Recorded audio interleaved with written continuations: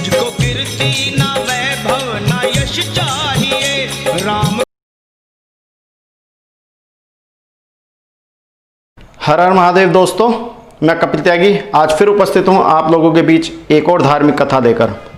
जैसा कि आप सब लोग जानते हैं, शनिवार को शनिदेव की पूजा का विशेष महत्व होता है, क्योंकि यह दिन शनिदेव का दिन कहा जाता है। शनिदेव जो न्याय के देवता हैं, जो कर्म फल के अनुसार दंड देने वाले और जिनकी कोप और वक्र दृष्टि से शायद ही कोई बच पाता है। लेकिन कहते हैं कि हनुमान जी के भक्तों पर शनिदेव की विशेष कृपा बनी रहती है, वह कभी भी शनिदेव के कोप का भाजन नहीं होते। क्या कारण है कि हनुमान जी के भक्त शनिदेव के कोप का भाजन नहीं होते? क्यों उन पर शनिदेव की वक्र दृष्टि नहीं पड़ती? वही कथा मैं आज आप लोगों को सुनाने जा रहा हूँ।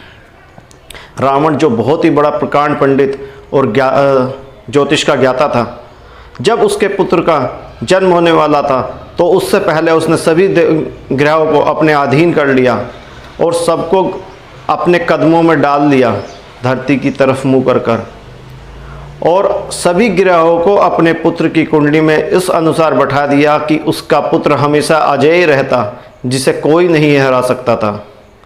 जब नारद मुनि जी को यह आभास हुआ, तब उन्होंने सोचा कि शनिदेव की वक्र दृष्टि ही यह कर सकती है कि जो उसकी कुंडली को बिगाड़ सकती है। तब वह रावण के पास गए और उसके पास जाकर उसकी बहुत तारीफ करी, बहुत प्रशंसा करी। अपनी प्रशंसा सुनने के बाद रावण अहंकार में चूर हो गया और तब नारद मुनि ने उससे कहा कि जब आपने यह ग्रह सब अपने अधीन कर ही लिए हैं तो क्यों ना इनको भी दिखाया जाए, आपके पुत्र के शुभ मुहूर्त, शुभ लग्न और आपके पुत्र की जन्म कुंडली। तो उसने रावण ने अपने अहंकार में सभी ग्रहों के मुंह ऊपर की तरफ आकाश की ओर कर दिए, जिसमें शनिदेव की वक्र दृष्टि से उसके पुत्र की जन्म कुंडली बदल गई। उसके पुत्र की जन्म कुंडली पर शनिदेव की वक्र दृष्टि पड़ चुकी थी। जब रावण ने वह जन्म कुंडली देखी तो वह क्रोधित हो गया और उसने शनिदेव को एक कारागार में डाल दिया और कारागार में उन्हें उल्टा लटका दिया। उल्टा लटकाने से उन्हें बहुत पीड़ा हुई और कारागार के बाहर एक शिवलिंग स्थापित कर दिया, क्योंकि अगर शनिदेव वहाँ से भागने की भी कोशिश करते तो उन्हें उस शिवलिंग के ऊपर पैर रख कर जाना पड़ता, जो वह कर नहीं सकते थे।